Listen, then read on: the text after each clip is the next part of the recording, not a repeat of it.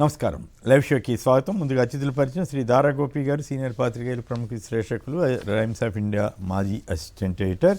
శ్రీ కొండా రాజీవ్ గారు, వైఎస్ఆర్ కాంగ్రెస్ పార్టీ అధికార ప్రతినిధి. గతంలో జిల్లా గ్రంథాలయ సంస్థకు అధ్యక్షులుగా కూడా పనిచేశారు. ఈరోజు సమస్యలన్నీ మీ చేతల్లో ఉండే సమస్యలు మనం మేనేజ్ చేయలేకపోతున్నాం. Man made or man failure.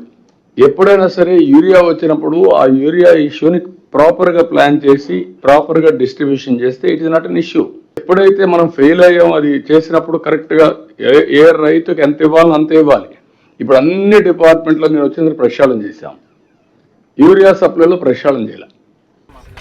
Medical ల్యాబ్లా OP centre ఇదేనా? డాక్టర్లు కూర్చొని ఆఫీస్ రూము, ఆపరేషన్ థియేటర్లు ఇవేనేమో అన్నీ. చూడండి, ఆహో ఓహో అంటున్నారంట. జగన్మోహన్ రెడ్డి గారు చెప్తున్నారు ఇవి చూసి. మరి మెడికల్ కాలేజు, మెడికల్ హాస్పిటల్ ఎంత బ్రహ్మాండంగా రెడీ అయిందో. ఈ పెనుగొండ ఎమ్మెల్యే బీసీ శాఖ మంత్రి సవితమ్మ క్లింట్ భీమ్ ఫౌండేషన్ ఇక్కడ ఇవన్నీ చూపించి ఆమె కింద గ్రౌండ్ ఫ్లోర్ ఉంది అయినా కూడా ఈ యొక్క గ్రౌండ్ ఫ్లోర్ ని చూపిస్తూ పని కూడా ఎక్కడ కూడా సాగలేదు, ఇక్కడ పిచ్చి మొక్కలు ఉన్నాయి, ఏముంది అని మాట్లాడుతూ ఉంది ఈ సవిత. అంటే ఒక మంత్రి స్థాయిలో ఉంటూ ఆమె ఇంతవరకు వచ్చి కేవలం ఇది మాత్రమే చూపించి ఈ యొక్క కన్స్ట్రక్షన్స్ అనేది ఎక్కడ కూడా చూపించకుండా రాష్ట్ర ప్రజలందరినీ కూడా తప్పుగా పట్టే విధంగా ఆమె చేస్తూ ఉంది. అంటే నిజంగా ఈమె హాఫ్ నాలెడ్జ్ సవిత అని పెనుగొండ మొత్తము పిలుస్తారు ఆమెని. ఈరోజు సవితనే అడుగుతున్నాను, చూడమ్మా నువ్వు చూపించింది ఇది, ఏది కూడా వర్క్ లో ప్రోగ్రెస్ జరగలేదన్నావు. మళ్ళా ఇదే స్థలంలో ఈ 68 acres లో ఇక్కడ కన్స్ట్రక్షన్స్ అనేది జరిగింది కదా, ఇక్కడ కన్స్ట్రక్షన్స్ అనేది మనం చూపించవచ్చు కదా, ఎందుకు చూపించలేకపోయినావు? అంటే ప్రజలందరికీ కూడా నువ్వు అబద్ధాలు ఎందుకు చెప్పినావు? నువ్వు అబద్ధాలు అయితే కన్నార్పకుండా అబద్ధాలు చెప్తావు అని పెనుగొండ ప్రజలందరికీ కూడా తెలుసు. రైట్, అవి వీడియోలు. ఇక వార్తల్లోకి వెళ్దాం. ముందుగా తెలంగాణ వార్తలు చూస్తే ఫీజు చర్చలు సఫలం. ఫీజు రీయింబర్స్మెంట్కి సంబంధించినటువంటి బకాయిల్లో 600 కోట్లు వెంటనే వీలైన త్వరగా చెల్లించడానికి అంగీకరించిన తెలంగాణ ప్రభుత్వం. మరి ఏపీలో కూడా ఈ సమస్య ఉన్నట్లుంది, మరి అది అక్కడ ఏం జరుగుతుందో చూడాలి. ఇక ఆరోగ్యశ్రీ సేవలపై గందరగోళం. అక్కడ ఈ తెలంగాణలో 1400 కోట్లు బకాయి ఉంటే ప్రస్తుతం 100 కోట్లు రిలీజ్ చేస్తామన్నారంట. దాని మీద ఏమవుతుందనే దాని మీద కాస్త గందరగోళంగా ఉందని అంటున్నారు. వీధి దీపాలకు సోలార్ పవర్ పెడతామని ముఖ్యమంత్రి రేవంత్ రెడ్డి గారు చెబుతున్నారు. 150 మీటర్ల ఎత్తులో తుమ్మిడిహెట్టి ప్రాజెక్ట్ కడతామని కూడా ఆయన అంటున్నారు. వక్ఫ్ చట్టంలో 5 ఏళ్ల నిబంధన కుదరదని కొన్ని కండిషన్స్ మీద స్టే ఇచ్చింది, ఓవరాల్గా స్టే ఇవ్వలేదు. ఇక నిన్న జూబ్లీహిల్స్ మనదేనని కాంగ్రెస్ అనుకూలమని సర్వేలు చెబుతున్నాయని రేవంత్ రెడ్డి గారు చెప్పిన వార్తలు నిన్న ప్రముఖంగా వస్తే, ఇవాళ మన కేటీఆర్ గారు అట్లాగే టీఆర్ఎస్ వాళ్ళు ఏం చెప్తున్నారంటే, బీఆర్ఎస్ వాళ్ళు జూబ్లీహిల్స్ ఉప ఎన్నికలో విజయం గులాబీదే, 42.8% ప్రజల మద్దతు. ముందంజలో బీఆర్ఎస్, కాంగ్రెస్ టీఆర్ఎస్కి మధ్య 10% ఓట్లు తేడా ఉందని, మళ్ళీ కేసీఆర్ఏ సీఎం కావాలంటున్న వారు 46% మందని కోడ్మో కనెక్టింగ్ డెమోక్రసీ సంస్థ నిర్వహించిన సర్వే అని రాశారు. ఇక పథకాలకు పాత్ర చెప్పుల జాతర అని కేటీఆర్ గారి విమర్శ. ఆ ఎమ్మెల్యేలు దొరికిన దొంగలు, సాక్ష్యాధారాలు, ఈ ఫిరాయింపు ఎమ్మెల్యేలకు సంబంధించి ఆధారాలన్నీ నిన్న స్పీకర్ ఆఫీస్కి సమర్పించారు. 108 అంబులెన్స్లో భారీ స్కామ్ జరుగుతోందని కూడా బీఆర్ఎస్ ఆరోపిస్తోంది. బండి సంజయ్పై కేటీఆర్ 10 కోట్లకు పరువు నష్టం దావా వేశారు. ఇవి తెలంగాణకు సంబంధించి. ఇక ఏపీ వార్తలోకి వెళ్తే 15 సెప్టెంబర్ 2023 రాష్ట్ర ప్రజారోగ్య రంగంలో ఒక గొప్ప రోజు.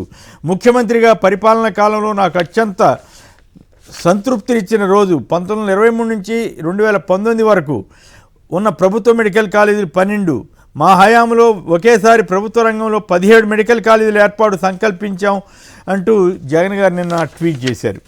ఇక చూడండి, ఈనాడు వాళ్ళు ఆ రోజు రాసింది ఇప్పుడేం రాస్తున్నారు.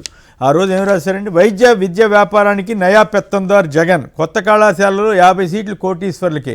ఇప్పుడు మొత్తం కాలేజీలు అమ్మేస్తున్నారు. అప్పుడు సగం సీట్లు ఎన్ఆర్ఐ కింద 20 లక్షలకి ఎంతకు ఇవ్వాలనుకుంటే ఇప్పుడు 57 లక్షలకి ఇప్పుడు ప్రభుత్వం ప్రకటించింది. మరి ఇప్పుడు నయా కోటీశ్వరుడు చంద్రబాబు గారునో లోకేష్ గారునో లేదా పవన్ కళ్యాణ్ గారునో రాశారా? అబ్బే రాయట్లా. ఇప్పుడు కూడా మెడికల్ కాలేజ్ మీద విషప్రచారం అని ఈనాడో లేకపోతే ఇంకో పేపరో ఇష్టం వచ్చినట్టు రాస్తున్నారు. ఇది వాళ్ళ డబుల్ స్టాండర్డ్స్కి వాళ్ళ అబద్ధాల రాతలకి ఇది ఒక ఇట్లాంటివి చాలా ఉన్నాయి. ఇది ఒక నిదర్శనం. ఇది సోషల్ మీడియాలో గుర్తు చేస్తూ ఇచ్చారు. కొత్త కళాశాలలో 50 సీట్లు కోటీశ్వరులకే ఇస్తున్నారని చెప్పి నయా పెత్తందారు జగన్ అంటే జగన్ గారికి ఏదో వస్తున్నట్లుగా ఎంత దుర్మార్గంగా అబద్ధాలు ప్రచారం చేశారు. ఇప్పుడేమో కాలేజీలనే మొత్తం ప్రైవేట్ వాళ్ళకి ఇస్తుంటే మాత్రం గప్చిప్. యూరియాపై హ్యాండ్స్ అప్, సరఫరాలో విఫలమయ్యాం, కలెక్టర్ల సదస్సులో సీఎం చంద్రబాబు వ్యాఖ్యలు. మానవ తప్పిదమే, ప్రణాళిక సరిగ్గా అమలు చేయలేదు. నేను ప్లాన్ ఇచ్చాను కానీ అమలు చేయలేదని ఇప్పుడు ఆయన చెబుతున్నారు. మరి ఏం ప్లాన్ ఇచ్చారో ఏమో. ఏ రైతుకు ఎంత ఇవ్వాలో అంతే ఇచ్చి ఉంటే సమస్యలు వచ్చేవి కావు అంటూ ఆయన యూరియాకి సంబంధించి మాట్లాడారు. తర్వాత ఇల్లు కట్టకుంటే రిజిస్ట్రేషన్ రద్దు చేస్తారట. అలాగే ఆ స్థలాలను ఎంఎస్సి పరిశ్రమలకు కేటాయించాలని కూడా మరొక వార్తనిచ్చారు. యూరియా కోసం యాతన ఇప్పటికి కూడా జనం అనేక చోట్ల, ఉత్తరాంధ్రలో సైతం చాలా చోట్ల ఇవన్నీ చెప్పులు పెట్టి ఇట్లా నిలబడి, కొన్ని చోట్ల సమ్వేర్ విజయనగరం శ్రీకాకుళం జిల్లాలోని రైతుల మధ్య కూడా ఘర్షణ జరిగింది. పోటాపోటీ గొడవలు ఉంటాయి కదా, పాపం ఎవరికి వాళ్ళు తంటాలు పడతారుగా. ఆగిన ఆరోగ్యశ్రీ ఏడాదిన్నరగా 2,500 కోట్లకు పైగా బకాయిలు. ప్రభుత్వం చెల్లించకపోవడంతో నెట్వర్క్ ఆసుపత్రుల సమ్మెబాట. సోమవారం నుంచి ఉచిత ఓపీ నిలిపివేత. ఈ పరిస్థితుల్లో ఆరోగ్యశ్రీని ఇన్సూరెన్స్ వాళ్ళకి అప్పచెబితే ఇక అప్పుడు ఇంకెంత ఘోరమైన పరిస్థితులు ఉంటాయని నిపుణులు వ్యాఖ్యానిస్తున్నారు. మరి ఏమవుతుందో చూద్దాం. మరో భారీ ప్రాజెక్టు రాష్ట్రం నుంచి అవుట్. నెల్లూరులో 5,500 కోట్ల రూపాయల విలువైన నాల్కో మెథానీ యూనిట్ ప్యాకప్. వైఎస్ఆర్ కాంగ్రెస్ హయాంలో 60,000 టన్నుల అల్యూమినియం యూనిట్ ఏర్పాటుకు ఒప్పందం. 110 ఎకరాలు సేకరించి చిక్కులను పరిష్కరించిన వైసీపీ ప్రభుత్వం. పర్యావరణ అనుమతులతో సహా అన్ని పనులు నాడే పూర్తి. ఇప్పుడు రాష్ట్రంలో ఏపీలో యూనిట్ పెట్టడం లేదని ప్రకటించిన నాల్కో. అది కేంద్ర ప్రభుత్వ రంగ సంస్థ. కేంద్రంలో ఉన్నది బీజేపీ ఆధ్వర్యంలోని ఎన్డీఏ, రాష్ట్రంలో ఉంది టీడీపీ ఆధ్వర్యంలోని ఎన్డీఏ. అయినా కూడా కేంద్ర ప్రభుత్వ రంగ సంస్థ ఏపీ నుంచి అవుట్ అయిపోతుంది. చంద్రబాబు దెబ్బకి పారిపోతున్న కేంద్ర పిఎస్యూలు అంటూ ఈ సాక్షి వార్త ఇచ్చింది. గత టీడీపీ హయాంలోనే చిత్తూరు జిల్లా మన్నవరంలో ఎన్టీపీసీ బిహెచ్ఎల్ యూనిట్ కూడా రాకుండా వెళ్ళిపోయింది రాష్ట్రం నుంచి. ప్రైవేటు మోజులో విశాఖ ఉక్కును ప్రైవేటు పరం చేస్తున్న కూటమి సర్కారు. మరోవైపు ఏమో దాన్ని ఆపుతున్నారు. ఇక యూరియా వాడకం తగ్గిస్తే బస్తాకి 800 ఇస్తానని ఇప్పుడు తాజాగా యూరియా కావాలి, పంటలు దెబ్బతింటున్నాయంటే మీరు ఆ వాడమాకండి 800 ఇస్తానంటున్నారు. 800 డబ్బుతోటి ఈ పంట పండుతుందా? మరి అటువంటివి ఏమంటే ఎలాగ ముందుగా చెప్పాలి తప్ప సీజన్కి ముందు. క్షేత్రస్థాయిలోకి వెళ్ళండి, ప్రజలతో కలవండి, కార్యాలయాలకే పరిమితమైతే వాస్తవాలు తెలియవు, చీటీ మాటికి మార్చను, బాగా పనిచేస్తే ప్రోత్సహిస్తా. కలెక్టర్ల సదస్సులో సీఎం చంద్రబాబు గారి వ్యాఖ్య. యూరియా వాడకం తగ్గిస్తే 800 ఇస్తాం. తర్వాత ఐకానిక్ వంతెన నమూనా ఖరారైందటండి. ఓటింగ్లో మళ్ళీ దీని కథా కమామిషు ఎప్పుడు మాదిరిగానే దీనికి ఒక ప్రచార కార్యక్రమం సాగుతూ ఉంది. 2,500 కోట్లు ఖర్చు పెడతారట. ఓకే. డిఎస్సిలో మహిళల మెగా ప్రతిభ అంట. వాళ్ళు మహిళలు ఎక్కువ మంది 49.5% మంది సెలెక్ట్ అయ్యారని మరో వార్తనిచ్చారు. బాధ్యత కలెక్టర్లదే, ప్రజల నమ్మకాన్ని మేమే కాదు మీరు నిలబెట్టాలి. మొత్తం ఏదైనా సక్సెస్ ఉంటే వీళ్ళ ఖాతాలోకి, ఫెయిల్యూర్ ఉంటే కలెక్టర్ల ఖాతాలోకి వేయడానికి ఇప్పటికే యూరియాని అట్లాగే వేశారు కదా, అదే ప్రకారం యూరియా వదిలేయండి అని ఇప్పుడు చెబుతున్నారు. 800 రూపాయలు ఇస్తామని చెప్పి. ఇక మద్యం స్కామ్, అధికారం కోసం అడ్డగోలు సమ్మంట. ఓట్ల కొనుగోలుకి ఖర్చు పెట్టారంటూ చెవిరెడ్డి ద్వారా పంపిణీ అయింది కొందరికంటూ ఇక సిట్టు కథనం అంతా కలిపి మళ్ళీ కట్టుకథలన్నీ కలిపి మళ్ళీ రాస్తున్నారు. రెరా చైర్మన్గా శివారెడ్డి, ఈయన అమరావతి కోసం పోరాడిన వారిలో ఉన్నారు.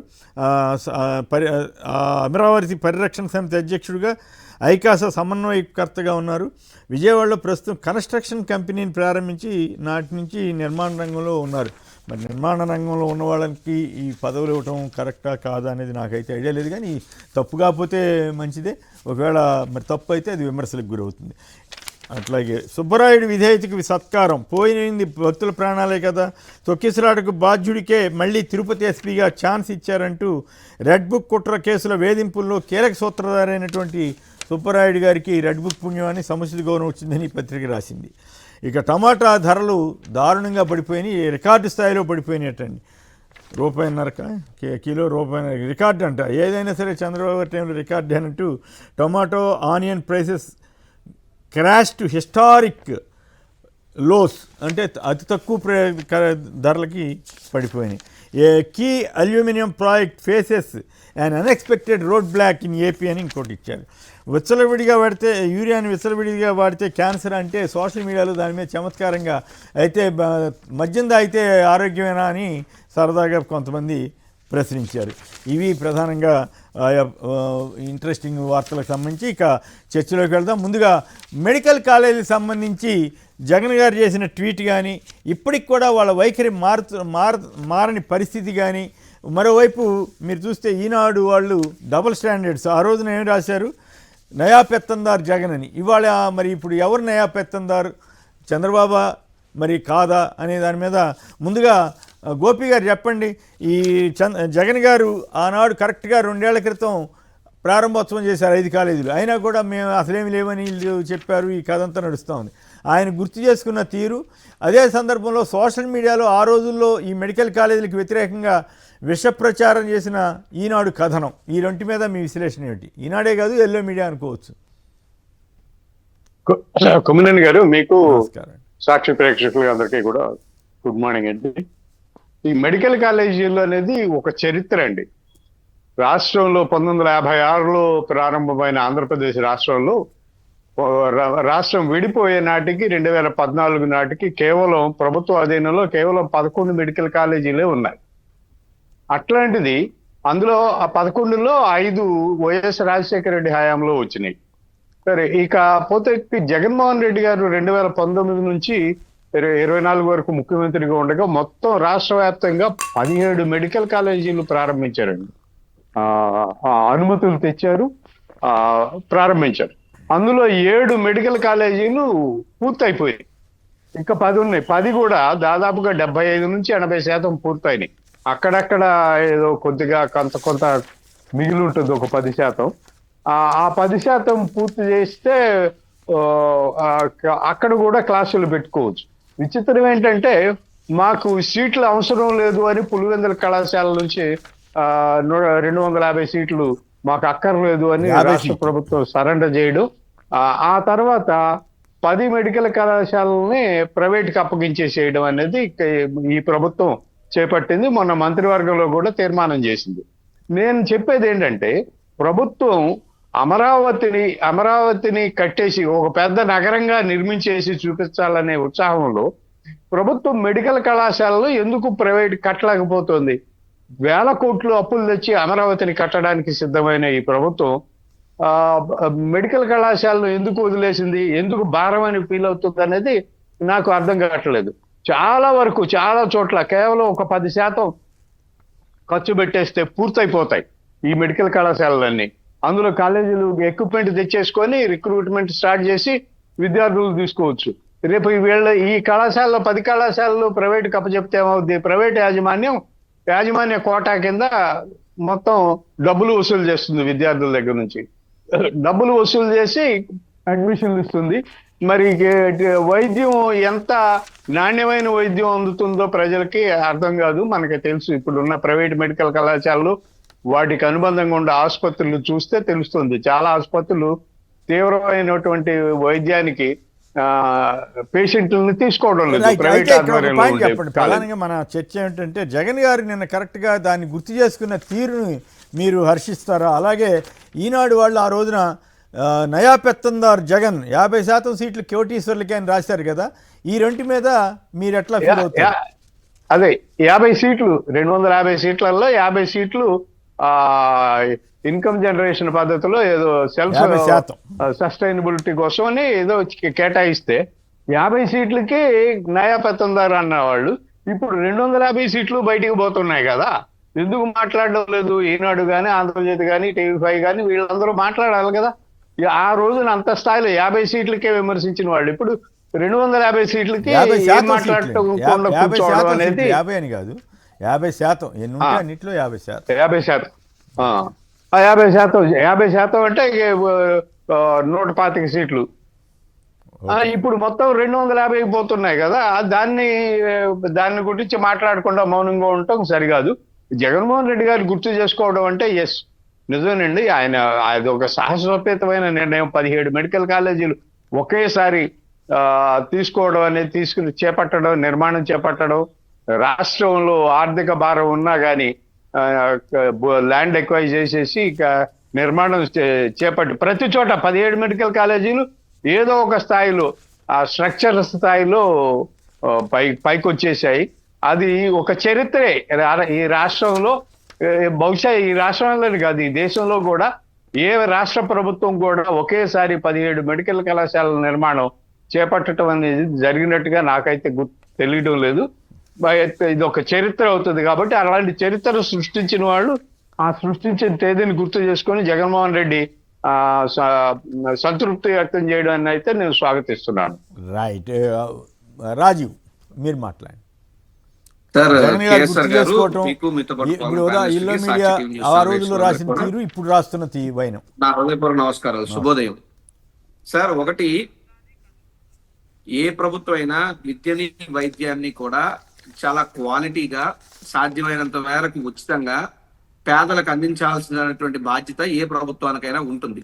అయితే విద్యనే కాదు, వైద్యానికే కాదు, ప్రైవేటు అనేది అవినీతికి రూటుగా మలుచుకున్నటువంటి చంద్రబాబు నాయుడు గారు ఈ రోజు ఆంధ్రప్రదేశ్ రాష్ట్ర ఆరోగ్యాన్ని అమ్మకానికి పెట్టాడు, ప్రైవేట్ పరం చేస్తూ మెడికల్ కాలేజీలు. జగన్మోహన్ రెడ్డి గారు అనే వ్యక్తి ముఖ్యమంత్రిగా ఉన్నప్పుడు ఈ రాష్ట్ర ప్రజల ఆరోగ్యాన్ని అమ్మలా చూసుకున్నాడు. కానీ చంద్రబాబు నాయుడు ప్రజల ఆరోగ్యాన్ని అమ్మకానికి పెట్టాడు. ఉదాహరణకి ఉత్తరాంధ్ర లాంటి ప్రాంతం తీసుకుంటే సార్, మా శ్రీకాకుళం జిల్లా కానీ, మా విజయనగరం కానీ, మా విశాఖపట్నం కానీ, మా వెనకబడినటువంటి ప్రాంతాల్లో ఈ 3 జిల్లాలు ప్రజలకి ఏదైనా కష్టం వస్తే, ఆరోగ్యంగా ఇబ్బంది వస్తే, ఏదైనా ఆసుపత్రికి వెళ్ళాలంటే వెనకబడినటువంటి మా ప్రాంతంలో పేదలందరికీ కూడా గుర్తొచ్చేది కేజీహెచ్. ఆంధ్ర మెడికల్ కాలేజ్ కి అనుసంధానంగా ఉండేటటువంటి కేజీహెచ్ ఏదైతే ఉందో మా ఉత్తరాంధ్ర ప్రాంతానికి ఆరోగ్య ప్రదాతగా మేము భావిస్తాం. ఈ 3 ప్రాంతాల నుండి పేదలు, పేదవాళ్ళు ఏదైనా ఆరోగ్య సమస్య వచ్చి రావాలంటే సుదూర ప్రాంతం పాడేరు, అరకు లాంటి ప్రాంతం నుంచి కూడా కేజీహెచ్ కే రావాలి. కానీ సార్, విజన్ అంటే జగన్మోహన్ రెడ్డి గారు, చెప్పుకోవడంలో చంద్రబాబు నాయుడు అయితే చేతల్లో చేసి చూపించడంలో జగన్మోహన్ రెడ్డి గారు. దానికి ఉదాహరణ మా యొక్క విజయనగరంలో ఒక మెడికల్ కాలేజ్ ఇచ్చారు సార్ జగన్మోహన్ రెడ్డి గారు. మా నర్సీపట్నంలో ఒక మెడికల్ కాలేజ్ ఇచ్చారు సార్ జగన్మోహన్ రెడ్డి గారు. మా పాడేరులో మెడికల్ కాలేజ్ ఇచ్చారు సార్ జగన్మోహన్ రెడ్డి గారు. మెడికల్ కాలేజ్ అనుగుణంగా బోధన ఆసుపత్రులు రావడం వల్ల ఖచ్చితంగా రేపు ఉదయం ఆ యొక్క కొండ ప్రాంతం, గిరిజన ప్రాంతాల్లో డోలీల మోతలు అనేటువంటివి లేకుండా ప్రజలందరికీ కూడా ఆ యొక్క మెడికల్ కాలేజ్ ద్వారా నూతనంగా విద్యార్థులు తయారవుతారు. నూతనంగా ఎక్కువ శాతంలో మా ప్రాంతాల్లో డాక్టర్లు వస్తారు. ఆరోగ్యం బాగుపడేటటువంటి అవకాశాన్ని స్వతంత్ర భారతదేశం వచ్చిన తర్వాత ప్రభుత్వ పరంగా ఒక కేజీహెచ్ తప్ప వేరే ఆసుపత్రి మా ఉత్తరాంధ్ర ప్రాంతానికి దిక్కు లేకపోతే ఈ రోజు వచ్చాడు సార్ జగన్మోహన్ రెడ్డి గారు, మా అందరికి ఆరోగ్యాన్ని ఇస్తూ 3 మెడికల్ కాలేజ్ ఇచ్చాడు. కానీ మా దౌర్భాగ్యం, మా దురదృష్టం, ఈ కూటమి ప్రభుత్వం ఈ రోజు పాడేరు యొక్క హాస్పిటల్ కూడా ప్రారంభమైందని చెప్పి స్వయానా చంద్రబాబు నాయుడు గారు ఆయన నోటితో చెప్పడం జరిగింది. కానీ వాళ్ళ తాలూకా నాయకులు, మంత్రులు చాలా మంది వెళ్ళిపోయి చిన్న చిన్న ఐరన్ పైపుల దగ్గర లేదా రాళ్ళగోట్ల దగ్గర ఇక్కడ ఏం మెడికల్ కాలేజీలు లేదు అని చెప్పి చూపించడం ఈ రోజు ఎలా కనబడుతుందంటే, పిల్లి కళ్ళు మూసుకుని పాలు తాగుతూ తను ఎవరో చూడలేదని అనుకుంటే అది ఎంత అతిశయోక్తిగా ఉంటుందో, అదే విధంగా చంద్రబాబు నాయుడు గారు, ఆయన మంత్రివర్గం లేదా ఆయన భజనా బృందాలన్నీ కూడా మెడికల్ కాలేజ్ సమీపాల్లోకి వెళ్ళిపోయి చిన్న చిన్న వీడియోలు చేసేసి ఇక్కడ ఏమీ లేదని చెప్తున్నారు. కానీ ప్రజలు ఈ రోజు సోషల్ మీడియా కానీ ఆ యొక్క మెడికల్ కాలేజ్ దగ్గరికి వెళ్తుంటే జగన్మోహన్ రెడ్డి గారు కడుతున్నటువంటి కట్టడాలు, ప్రజా ఆరోగ్యం కోసం ఆయన నిర్మించినటువంటి నిర్మాణాలు ప్రజలందరికీ కూడా కనబడుతున్నాయి. కేవలం జగన్మోహన్ రెడ్డి గారు ఈ ఆసుపత్రులన్నీ పూర్తయితే ఆ ఆసుపత్రిలో ట్రీట్మెంట్ చేయించుకోవాల్సిన వచ్చినటువంటి ప్రతి ఒక్క రోగి గుండెల్లో కూడా జగన్మోహన్ రెడ్డి అనే వ్యక్తి ఒక దేవుళ్ళ విరాజిల్లుతాడనేటువంటి ఒక అసూయతో, కక్షతో, కార్పణ్యంతో జగన్మోహన్ రెడ్డి గారు తీసుకొచ్చినటువంటి మెడికల్ కాలేజీని కూడా ప్రైవేట్ పరం చేస్తూ ప్రజల ఆరోగ్యాన్ని అమ్మకానికి పెడుతూ తన పైశాచిక ఆనందాన్ని చంద్రబాబు నాయుడు గారు ప్రదర్శిస్తున్నారని తప్పితే ఇంకొకటి కాదు. కేవలం జగన్మోహన్ రెడ్డి గారికి మంచి పేరు వస్తుంది అనేటువంటి ఉద్దేశంతోనే ఈ యొక్క దుర్మార్గానికి చంద్రబాబు నాయుడు గారు పూనుకున్నారు. నేను అడుగుతున్నా, పీపీపీ మోడల్ ఇవ్వాలంటే రాష్ట్రంలో మీరెందుకు మీరు దిగిపోయి సీఎం సీట్ నుంచి పీపీపీ మోడల్లో పెట్టేసి ఎవరినో సీఈఓని కూర్చోబెట్టేయండి. మీరు కట్టాలనుకున్న అమరావతికి మాత్రం పీపీపీ మోడల్స్ ఉండవు. కానీ ఇక్కడ ఉన్నటువంటి ప్రభుత్వ మెడికల్ కాలేజ్ 17 వాటికి పర్మిషన్లు తెచ్చి 5 పూర్తి చేసి సీట్లు అలకేట్ చేసి తరగతులు ప్రారంభమైన తర్వాత కూడా నిస్సిగ్గుగా, నిర్భయంగా మీరు ప్రైవేట్ పరం చేయాలనేటువంటి ఆలోచన చేస్తున్నారంటే ఇది ఎంత దుర్మార్గం అని చెప్పి మేము అడుగుతా ఉన్నాం. కేవలం చంద్రబాబు నాయుడు గారి యొక్క చేతకాని తనానికి నిదర్శనం ఈ రోజు ఆరోగ్యాన్ని అమ్మకానికి పెట్టడం అని చెప్పి సందర్భంగా తెలియజేస్తున్నాను సార్. రైట్. దీని గురించి కూడా మాట్లాడతారా? అప్పుడేమో నయా పెత్తందార్ జగన్ 50% సీట్లు కోటీశ్వర్లకే అని ఈనాడు వాళ్ళు రాశారు. ఇప్పుడు అసలు మొత్తం కాలేజీలు ఇచ్చి చేస్తుంటే కిక్కురుమంటలేదు, పైగా సపోర్ట్ చేస్తున్నారు డైరెక్ట్ గాను ఇండైరెక్ట్ గాను. సార్ లేదు సార్ ఇప్పుడు నేను ఇంకో మాట చెప్పాను. ఇప్పుడు దాకా మా ప్రాంతంలో ఉత్తరాంధ్రకు సంబంధించి కేజీహెచ్ గురించి చెప్పాను కదా. మా ఉత్తరాంధ్ర ప్రాంతంలోనే గీతం కాలేజ్ ఉంది, గీతం మెడికల్ హాస్పిటల్ ఉంది. మా ఉత్తరాంధ్ర ప్రాంతంలో గాయత్రి అనే ఒక private medical college, private medical hospital, ANITS అనే ఒక ప్రైవేట్ మెడికల్ కాలేజ్, అనిట్స్ అనే ఒక ప్రైవేట్ మెడికల్ కాలేజ్ హాస్పిటల్ ఉంది. ఇప్పుడు ఈ మూడాటికి కూడా వెళ్దాం, లేకపోతే కేజీహెచ్కి వెళ్దాం. ఎక్కడ ప్రజలకు పేద రోగుల దగ్గర డబ్బులు తీసుకోరు, ఎక్కడ పేద వైద్య విద్యార్థులకు ఉచితంగా అందిస్తారంటే డెఫినెట్ గా government medical colleges, government hospitals లోనే తప్ప ప్రైవేట్ దగ్గర కాదు. కేవలం ఆ రోజు జగన్మోహన్ రెడ్డి గారు చేస్తున్నప్పుడు, మంచి చేస్తున్నప్పటికీ కూడా ఆయన మీద మసిపూసి మారేడుకాయ చేసి బురద జల్లే ప్రయత్నంలో భాగంగా రాసినటువంటి పనికి మళ్ళీ చెత్త వార్తలు అది. కానీ ఈ రోజు నిజంగా అమ్మేస్తుంటే, నిజంగా ఈ రోజు పేద వైద్య విద్యార్థుల యొక్క భవిష్యత్తును అమ్మేస్తున్నారు, పేద ప్రజల ఆరోగ్యాన్ని అమ్మేస్తున్నా సరే ఈ యొక్క పచ్చ మీడియా కంటికి చంద్రబాబు నాయుడు గారు చేసినవన్నీ కూడా చాలా గొప్ప గొప్ప పనుల్లా కనబడతా ఉన్నాయి. నిజంగా జగన్మోహన్ రెడ్డి గారు పేదలకు మంచి చేసినా సరే జగన్మోహన్ రెడ్డి గారి మీద తప్పుడు వార్తలు రాసి వారి యొక్క కడుపు తేట తీర్చుకునే ప్రయత్నం పచ్చ మీడియా చేసింది తప్ప ఇందులో మరొకటి కాదు సార్. సోషల్ మీడియా లేకపోతే ఇలాంటి వార్తలు బయటికి రావడం కష్టం. మా బొట్టి వాళ్ళకి కూడా రోజు చేసే వాళ్ళకి కూడా గుర్తుండడం కూడా కష్టం. వాళ్ళు వైద్య వ్యాపారానికి నయా పెత్తందారు జగన్, కొత్త కళాశాలలో 50% సీట్లు కోటీశ్వర్లకే అని చెప్పి రాశారు. మరి ఇవాళ ఎందుకు రాయట్లేదు అనేది ప్రశ్న. మరి వాళ్ళు ఇవాళ 17 మెడికల్ కాలేజీలు అమ్మేస్తున్న చంద్రబాబు, కోటీశ్వర్లకు దాసోహైన చంద్రబాబు, ప్రజా ఆరోగ్యాన్ని తాకట్టు పెట్టిన చంద్రబాబు అని దమ్ము సత్తా చేవ ఉంటే పచ్చ మీడియా రాయాలా? అంత సినిమా లేదు చంద్రబాబు నాయుడికి. కాదుగా ఆయన ద్వారా గిట్టుబాటు అవుతుంది కదా. గిట్టుబాటు అవుతున్నప్పుడు రాయటానికి ఇబ్బంది పడతారు కదా, రాసే ధైర్యం కూడా ఉండదు కదా. రైట్. సందాని గారు కందుకూరు నుంచి. సందాని గారు నమస్కారం, మాట్లాడండి. నమస్తే సార్, అక్కడ ఉన్న పెద్దలందరూ నమస్కారం సార్. మా అమ్మాయి మెడికల్ సీటు శ్రీకాకుళంలో చదివించారు. సంవత్సరానికి 10,000 ఫీజు. గవర్నమెంట్ రీల్స్ మన ఆనాడు గొప్ప నేత రాజశేఖర రెడ్డి గారు 3 మెడికల్ కాలేజ్ లో ఓపెన్ చేశారు సార్. ఒకటి శ్రీకాకుళం, ఒంగోలు, ఆదిలాబాద్. అవును, కడపలో కూడా పెట్టినట్టున్నారు కదా. అదే సార్, శ్రీకాకుళం, కడప, ఒంగోలు, ఆదిలాబాద్ ఉమ్మడి రాష్ట్రంలో సార్. ఇప్పుడు పీపీపీ పద్ధతిలో ఫీజులు 10,000 రూపాయలు తీసుకుంటారు సార్. వాళ్ళు 10,000 మాలాంటి పేదలకి, మధ్యతరగతి వాళ్ళకి ఇవన్నీ అమ్ముతారు. ఈ 50% కోటా అప్పుడు జగన్ గారు ఎందుకు చేశారంటే, మేనేజ్మెంట్ కోటా తీసుకొని మన కొత్త రాష్ట్రంలో డబ్బులు లేవు, మెయింటెనెన్స్ ఆ హాస్పిటల్ మెయింటెనెన్స్ కోసం తీసుకోండి అని రూల్ ఇచ్చారు సార్. 50% అప్పుడు గోల చేశారు వీళ్ళంతా. ఇప్పుడు ఆ 50% ఏమైనా గవర్నమెంట్ కి ఇన్కమ్ కోసం చేశారా? ఓన్లీ మెడికల్ కాలేజ్ మెయింటెనెన్స్ కోసం చేశారు. మెయింటెనెన్స్ ప్లస్ మిగతావన్నీ ఫ్రీగా ఇస్తాను కాబట్టి కొంత కవర్ అయిపోద్దనే ఉద్దేశంతో చేస్తే నయా పెత్తందారు జగన్ అని రాశారు. ఇప్పుడు మొత్తం కాలేజీలో ఇస్తే చేస్తుంటే కిక్కురుమంటలేదు. ఓకే.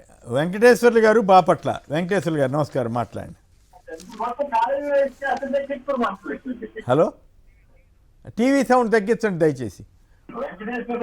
హలో, ఏమండి? సార్, నాకు ఆరోగ్యశ్రీకి ఒంగోలు పోయి ఇక్కడ నాకు బొగ్గు మీద ఒక గడ్డ ఒకటి వచ్చింది సార్.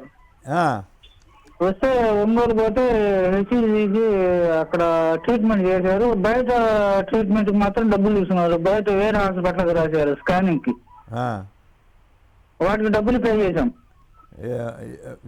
ఏం చెప్పదలిచారంటే గవర్నమెంట్ ఆరోగ్యశ్రీ డబ్బులు పే చేయట్లేదనా, లేకపోతే బాగానే ఉందనా, ఏంటి మీ ఉద్దేశం?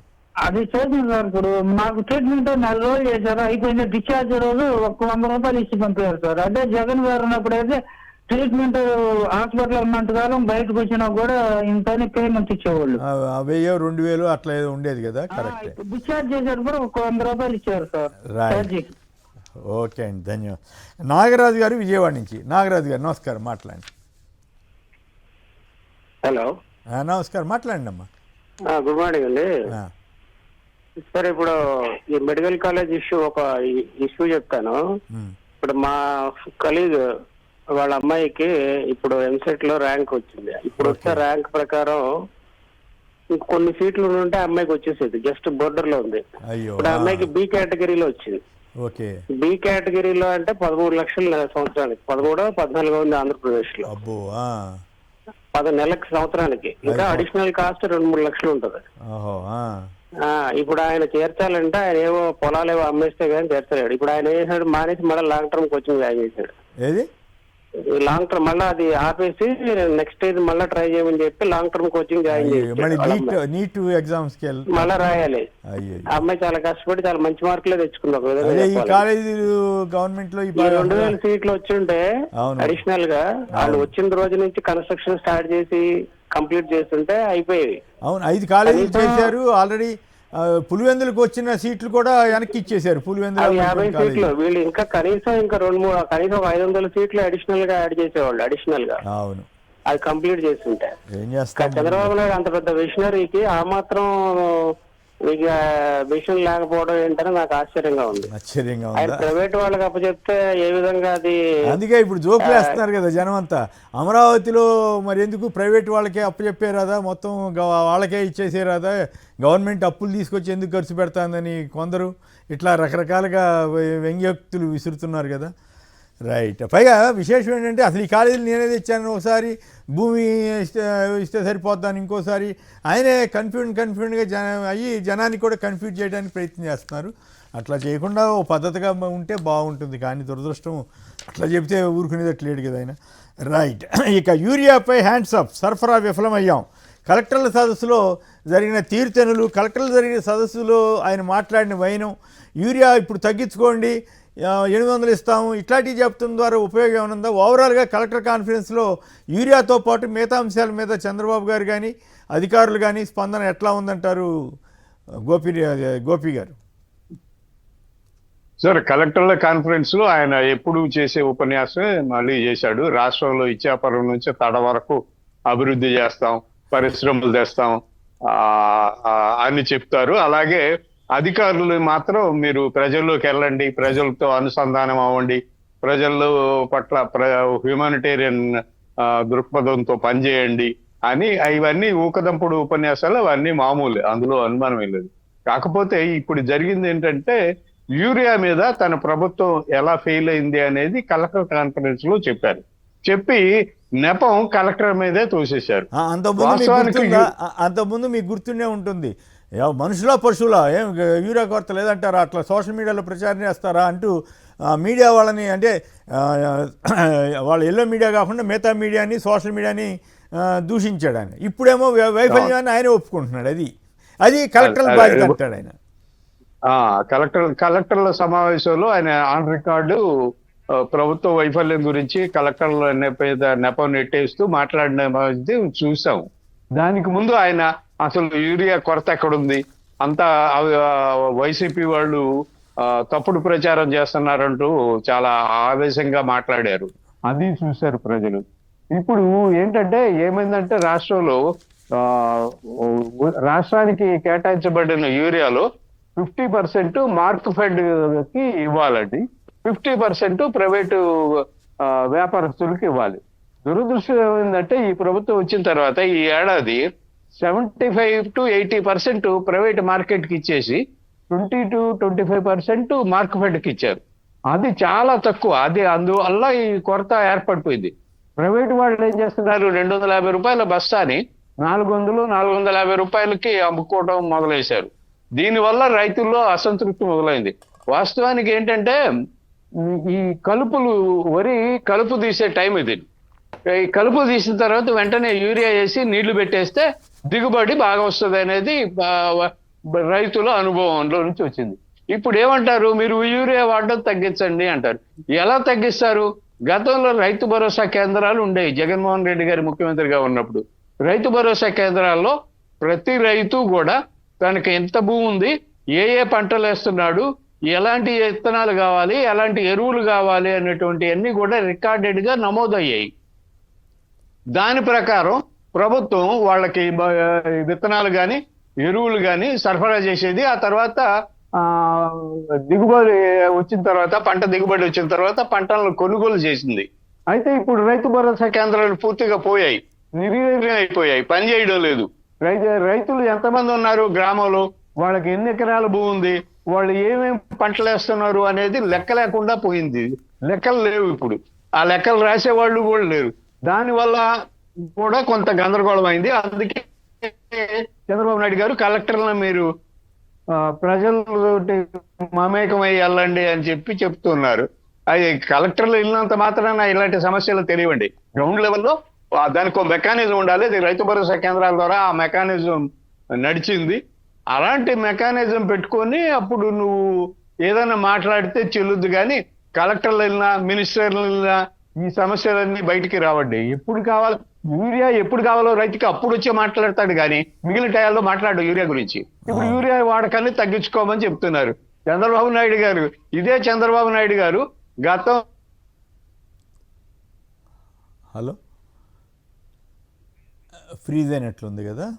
రైట్. పెద్దిరెడ్డి గారు కొండెప్పి నుంచి. పెద్దిరెడ్డి గారు నమస్కారం, మాట్లాడండి సార్. Good morning sir. నమస్కారం. ఇప్పుడు యూరియా వాడితేనేమో క్యాన్సర్ వస్తుంది. 99 రూపాయల మందు క్యాన్సర్ కదా సార్.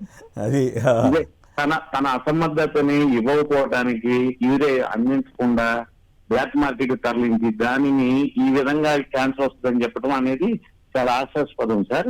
దాని తోడు యూరియా వాడకపోతే ఇప్పుడు 800 ఇస్తారంట. ఇప్పుడు పంటలు ఎండిపోతుంటే 800 తీసుకెళ్ళి ఏం చేస్తారు? పంటలు దెబ్బతింటే ఆ నోట్లు ఉడకబెట్టుకొని తింటారు సార్ ప్రజలు. ఆ 800 నోట్లు ఉడకబెట్టుకొని తింటారు ఫుడ్. ఇంకోటి సార్, ఇప్పుడు ప్రభుత్వ బాధ్యత ఏంటి సార్? విద్య వైద్యం అనేది ప్రభుత్వ బాధ్యత. అలాంటి విద్యని నాడు నేడు కింద స్కూల్స్ బాగు చేసి జగన్మోహన్ రెడ్డి గారు పేదలని మిడిల్ క్లాస్ ఫ్యామిలీస్ అన్నిటిని కూడా విద్యా విధానం తీసుకురావడానికి మంచి అంటే ఏమంటారు వాళ్ళ ప్రమాణాలు పెంచుకోవడానికి కానీ లేకపోతే ముందు ఈ కాంపిటేటివ్ మార్కెట్ లో ఇంగ్లీష్ అనేది చాలా ఇంపార్టెంట్ కాబట్టి నాడు నేడు కింద స్కూల్స్ బాగు చేసి తీసుకొచ్చారు. అలాంటి విద్యను కూడా ఇవాళ ప్రైవేట్ పరం చేయాలని అనుకోవడానికి కారణం వాళ్ళ ఏదైతే స్కూల్స్ ఉన్నాయో ప్రైవేట్ స్కూల్స్ ని వాటిని బాగుపరచడానికి ఈ గవర్నమెంట్ ప్రయత్నం చేస్తుంది సార్. రెండోది ఈ మెడికల్ కాలేజీలు సార్. మెడికల్ కాలేజీలు ప్రైవేట్ పరం అయితే ఇప్పటికే ఎక్కువ మంది డాక్టర్లు ఎక్కువ ఖర్చు పెట్టి బయటకు వచ్చేసి ఎక్కువ ఇది చార్జెస్ చేయటం జరుగుతుంది సార్. అదే ప్రైవేట్ పరం అయితే ఇప్పుడు ఇంకా ఎక్కువ ఇది జరుగుతుంది. ఈనాడు చెప్పిన దాని ప్రకారం చంద్రబాబు గారు నయా పెత్తందార్ మొత్తం కోటీశ్వరుల పక్షాన ఉన్నాడని వీళ్ళు కన్ఫర్మ్ చేస్తున్నారు. జగన్ గారు అట్లా కాకుండా పేదల కోసం కొన్ని ఏర్పాట్లు చేస్తే నయా పెత్తందార్ అన్నారు. ఇప్పుడు వీళ్ళు రాసిన స్టాండర్డ్స్ ప్రకారం చంద్రబాబు గారు పూర్తిగా నయా పెత్తందార్ అని అనుకోవాల్సిందేగా. ఎట్లా అవుతుంది సార్? ఇప్పుడు బయట మనం బ్లడ్ టెస్ట్ కి వెళ్తే ఒక్కొక్క టెస్ట్ కి 200-300 అవుతుంది sir. Sugar test, BP test ఇవి చేస్తే 1500 అవుతుంది. ఒక ఎంఆర్ఐ స్కాన్ కి వెళ్తే 7000 అవుతుంది. అవన్నీ కూడా ఈ మెడికల్ కాలేజ్ ఏదైతే గవర్నమెంట్ మెడికల్ కాలేజ్ మెయింటైన్ చేస్తే పేద ప్రజలకు ఉపయోగపడుతుంది సార్. ప్రైవేట్ పరం చేస్తే ఎన్ని దోపిడే కదా సార్. ఇప్పుడు ఆ డాక్టర్ని కూడా మనం అంటానికి లేదు. కాకపోతే ఈ ప్రైవేట్ ఎవరైతే మెడికల్ కాలేజీని రన్ చేస్తారు హాస్పిటల్స్ ని, ఆ మేనేజ్మెంట్ ని మనం వాళ్ళు కావాలనుకుంటే వాళ్ళు పెట్టుకుంటారు ప్రైవేట్ ఆసుపత్రులు, తప్పేం కాదు. కానీ గవర్నమెంట్ ఆసుపత్రులను తీసుకెళ్లి అన్ని ఆస్తులు ఇప్పుడు కొందరైతే 70,000 కోట్ల ఆస్తి అంటున్నారు, 1,00,000 కోట్ల ఆస్తి అంటున్నారు. అదంతా తీసుకెళ్లి ప్రైవేట్ వాళ్ళకి అప్పచెప్పటం ఏంటనేదే ప్రధానమైనటువంటి సమస్య. దానితోటి సీట్లలో పేదలకు అన్యాయం జరుగుతుంది అనేది ఇంకో సమస్య. రైట్. గోపి గారు సంక్షిప్తంగా కంప్లీట్ చేయండి. మీరు అదే సార్ కట్ అయిపోయింది. అదే ఇప్పుడు చంద్రబాబు నాయుడు గారు అలా చెప్తూ ఉంటారు, యూరియా వాడకం తగ్గించండి. యూరియా వాడకం తగ్గించాలంటే పంటల మార్పిడి జరగాలి. పంటల మార్పిడి జరగాలంటే శాస్త్రవేత్తలు గ్రౌండ్ లెవెల్కి వెళ్ళిపోయి రైతులతో చర్చించి ఆ భూమి సారం ఏంటి అనేది చూసుకొని దానికి తగ్గ పంట రికమెండ్ చేయాలి. ఈ ఎక్సర్సైజ్ అంతా జరగకుండా నువ్వు వరి వేసుకో యూరియా వాడద్దు అంటే దిగుబడి ఎక్కడి నుంచి వస్తుంది? వరి ధర పెరిగినప్పుడు వరి బానేయండి కూడా చెప్పారు. మరి అంటే ఏ స్థాయిలో మానాలి, ఎక్కడ మానాలి అనేది గవర్నమెంట్ వాళ్ళకి ట్రైనింగ్ ఇవ్వాలి. దానికి లెక్క ఉండాలి. ఆ లెక్క ప్రకారం శాస్త్రపరంగా అన్ని జరగాలి. అది ఏమీ లేకుండా నువ్వు సడన్ గా రైతులు వరి పంట వేసి కలుపులు తీసిన తర్వాత యూరియా వేయాల్సిన టైంలో యూరియా ఇవ్వకుండా యూరియా వాడకం తగ్గించండి అని చెప్పడం అనేది సైంటిఫిక్ గా కాదండి, సమర్థనీయం కూడా కాదు. రైతు ఏమైపోతాడు దిగుబడి తగ్గిపోతే? సో అది దిగుబడి పెరిగితేనేమో కొనేవాళ్ళు లేడు మార్కెట్ లో, దిగుబడి తగ్గిపోతే రైతుకి నష్టం జరుగుతుంది. ఇట్లాంటి పరిస్థితుల్లో వ్యవసాయ రంగం ఉంది. వ్యవసాయ మంత్రి గారు కూడా అరుస్తున్నారు తప్ప, కేకలేస్తున్నారు తప్ప వాస్తవంగా చేస్తున్న పనులు అయితే కనిపించడం లేదు. రైట్. ఇప్పుడు టమాటో మీరు చెప్పినట్టు టమాటా ధర దారుణంగా పడిపోయింది. మన ఉల్లి ధర పడిపోయింది. అంతకుముందు నిన్న ఎవరో చెప్తున్నారు మన మిత్రులు ఇట్లాగే బొప్పాయి ధర పడిపోయింది, మామిడి ధర పడిపోయింది. ఏమిటి రైతులంతా సంక్షోభంలోకి వెళ్ళేటట్టుగా గతంలో మామిడి ధర పడిపోయి మామిడి రైతులు మామిడికాయలు రోడ్ల మీద వేశారు. మనం చూసాం జగన్మోహన్ రెడ్డి గారు వెళ్ళినప్పుడు కానీ దానికి ముందు కానీ. సో అట్లా ప్రతి పంట అసలు అంటే రాష్ట్రంలో ఏ పంట ఎంత జరుగుతుంది, ఎంత దిగుబడి వస్తుంది, ఏ పంట ఎక్కడ వేశారు అనే లెక్కలు అయితే వ్యవసాయ శాఖ దగ్గర మిస్ అయిపోయాయండి ఈ కూటమి ప్రభుత్వం వచ్చిన తర్వాత. ఆ లెక్కలు తీసేవాళ్ళు గ్రౌండ్ లెవెల్లో ఆర్బీకేల్లో ఉండే ఉద్యోగస్తులు తీస్తారు, వాళ్ళు తీయడం లేదు. వ్యవసాయ శాఖ వాళ్ళు మరి గ్రామీణ స్థాయిలో మండల స్థాయిలో ఉన్న వ్యవసాయ అధికారులు ఏం చేస్తున్నారో తెలియదు. సచివాలయంలో ఉండే అగ్రికల్చర్ అసిస్టెంట్ ఏం చేస్తున్నాడో తెలియడం లేదు. వాళ్ళనేమో వాలంటీర్లు ఉద్యోగాలకు అప్పచెబుతున్నారండి, ఇంటింటికి తిరగండి అని చెబుతుంటే వాళ్ళు గగ్గోలు పెడుతున్నారు. ఓకే రాజీవ్ చెప్పండి, యూరియా కొరత మీద ప్రత్యేకంగా నార్త్ ఆంధ్రలో కూడా చాలా ఎక్కువగా ఉన్నట్లుంది కదా సమస్య. సార్ చంద్రబాబు నాయుడు గారు తీరు ఎలా ఉంది అని అంటే, యూరియా వాడితే క్యాన్సర్ వస్తుంది, మద్యం తాగితే క్యాన్సర్ తగ్గిపోద్ది. అది కూడా నాణ్యమైన 99 రూపాయల మద్యం తాగితే క్యాన్సర్ తగ్గిపోద్ది. ఆ మద్యం తాగిన వాళ్ళు ఇంకా హాస్పిటల్కి కాదు. నేను ఒక మిత్రుడు వీడియోలో చెప్పాడు, కల్తీ మద్యం విచ్చలవిడిగా పారుతా ఉందంట. 99 రూపాయలు పేరుకేనంట, 130 రూపాయల దాకా 120, 130 దాకా వసూలు చేస్తున్నారంట. బిల్ షాప్కి వెళ్ళేసరికి 150 అవుతుందంట. అల్టిమేట్ గా కన్జ్యూమర్ ఇంకా ఎక్కువ అవుతుందంట. నేనేం చెప్పానంటే, చంద్రబాబు నాయుడు గారు అరచేతిని అడ్డుపెట్టి సూర్యుడిని ఆపలేమన్నది ఎంత వాస్తవమో, చంద్రబాబు నాయుడు చేసేటటువంటి అవినీతిని కూడా బయటకు రాకుండా ఆపడం అనేటువంటిది అంతే అసాధ్యం. ఉదాహరణకి 99 రూపాయల మద్యం అన్నారు, లేదు అంటే మేము ఎక్కడ బెల్ట్ షాప్ లేవన్నారు, అదన్నారు ఇది అన్నారు. కానీ అదే నిజమైతే మరి ఈ రోజు బార్ టెండర్లకి ఎందుకని ఆంధ్రప్రదేశ్ రాష్ట్రంలో ఏ ఒక్కడు కూడా ముందుకు రావట్లేదు టెండర్ వేయడానికి? బార్ టెండర్లు ఎందుకు రావట్లేదు అంటే, ప్రతి వైన్ షాప్ దగ్గర ఒక బార్ అన్అఫిషియల్ గా రన్ అయిపోతుంది. పర్మిట్ పేరు చెప్పి అన్అఫిషియల్ బార్స్ రన్ చేస్తున్నారు. ప్రతి గ్రామాల్లో కూడా బెల్ట్ షాపుల పేరుతో వైన్ షాపులే రన్ చేసేస్తున్నారు, అన్అఫిషియల్ గా లైసెన్సులు కట్టకుండా. సో అలాంటి ఇంకో పక్క ఈ కల్తీ మద్యం కానీ, లేదా సారాయి కానీ, లేదా మరొకటి కానీ అన్ని కూడా విచ్చలవిడిగా గ్రామాల్లో రూట్ లెవెల్స్కి వెళ్ళిపోతున్నాయి. మన ఆంధ్రప్రదేశ్ రాష్ట్రంలో చంద్రబాబు నాయుడు గారి పాలనలో యొక్క దురదృష్టం ఏంటంటే, మద్యం కావాలంటే ఏ గ్రామానికి వెళ్ళినా దొరుకుతుంది, కానీ యూరియా కావాలంటే రాష్ట్రం మొత్తం తిరిగినా దొరకదు. It is great of Chandrababu Naidu గారు. ఆయన విజనరీకి ఇదో నిదర్శనం. రెండవది, రైతు అంటే దేశానికి వెన్నుముక్క అంటాం, జై జవాన్ జై కిసాన్ అంటాం. అటువంటి రైతు యూరియా కోసం ఎండనక వాననక రేయనక పగలనక ఒళ్ళు అలిసిపోయి సొమ్మసిల్ని పడిపోతుంటే క్యూ లైన్ లో నిలబడి వాళ్ళని చూసి వ్యవసాయ శాఖ మంత్రి గారు మాట్లాడతారండి, పెళ్లి భోజనాలకు వచ్చినప్పుడు బఫే భోజనాల్లో లైన్ లో నిలబడినట్టు రైతు నిలబడితే తప్పేంటని అడుగుతున్నారంటే ఎంత కండ కావరం ఎక్కువైపోయి మాట్లాడుతున్నారు. రైతుల మీద ఎంత చిన్న చూపుతో మాట్లాడుతున్నారు. ఈ రాష్ట్రంలో రైతాంగాన్ని సర్వనాశనం చేసినటువంటి ఘనత చంద్రబాబు నాయుడు గారితే. ఈ రోజు యూరియా కోసం రోడ్డు ఎక్కిన రైతులు చూస్తున్నాం. మీరు చెప్పినట్టు, పెద్దలు చెప్పినట్టు, సోషల్ మీడియా కోడెక్కుస్తున్నట్టు ఈ రాష్ట్రంలో ఏ రైతు బాగున్నాడు? ఉల్లి రైతు బాగున్నాడా? చిని రైతు బాగున్నాడా? మామిడి రైతు బాగున్నాడా? పొగాకు రైతు బాగున్నాడా? యాక్వా రైతు బాగున్నాడా? టమాటా రైతు బాగున్నాడా? బొప్పాయి రైతు బాగున్నాడా? ఏ రైతు బాగున్నాడు? ప్రతి రైతు కూడా ఈ రోజు ఆంధ్రప్రదేశ్ రాష్ట్రంలో చంద్రబాబు నాయుడు ప్రభుత్వంలో అలో లక్షణాన్ని ఏడుస్తున్నాడు. గతంలో జగన్మోహన్ రెడ్డి గారు కానీ, రాజశేఖర రెడ్డి గారు కానీ వ్యవసాయం అంటే పండగలా చేశారు. కానీ ఈరోజు చంద్రబాబు నాయుడు వ్యవసాయాన్ని దండగా మారుస్తున్నాడు, వ్యవసాయం మీద విషం చిమ్ముతున్నాడు. ఈ రోజు కొరత అంటున్నారు. ఇది కొరత కాదు, ఇది కుంభకోణం. ఇది కృత్రిమంగా వీళ్ళు సృష్టించినటువంటి కొరత. బ్లాక్ మార్కెట్ చేసుకుని 100 కోట్ల స్కామ్, యూరియా స్కామ్ ఇది. చంద్రబాబు నాయుడు గారు కానీ, ఆయన మంత్రికి కానీ ఇవన్నీ తెలుసు. రేపన్నాడు ప్రజలు నిలదీస్తారు, ప్రజలు మిమ్మల్ని రోడ్డెక్కితే కడిగేస్తారన్న భయంతోనే నిన్న జరిగినటువంటి కలెక్టర్ల సమావేశంలో చాలా నాక్ గా ఈ యొక్క తప్పుని, ఈ యొక్క పాపాన్ని, ఈ యొక్క నేరాన్ని కూడా పరిపాలనలో ఉన్నటువంటి కలెక్టర్ల మీద నెట్టేసే ప్రయత్నంలో భాగంగానే నిన్న జిల్లా కలెక్టర్ల సమావేశంలో చంద్రబాబు నాయుడు గారు యూరియా కొరత మీద మాట్లాడినటువంటి తీరు. రెండవది, చంద్రబాబు నాయుడు గారికి ఆది నుంచి కూడా వ్యవసాయం పట్ల చిన్న చూపే. గతంలో రాజశేఖర రెడ్డి గారు ఉచిత విద్యుత్ ఇస్తారంటే ఆ తీగల మీద కాకులు వాళ్ళడం, బట్టలు ఆరేసుకోవడం తప్పితే దేనికి పనికిరావు, ఏమీ చేయరు, వ్యవసాయం అనే దండగా అని చెప్పి మాట్లాడేది ఇదే చంద్రబాబు నాయుడు గారు. కానీ జగన్మోహన్ రెడ్డి గారు కానీ, రాజశేఖర రెడ్డి గారు కానీ అధికారంలోకి వచ్చిన తర్వాత ఏ రోజైనా వారి యొక్క పరిపాలనలో రైతు అనేవారు ఇలా రోడ్డు ఎక్కడం జరిగిందా?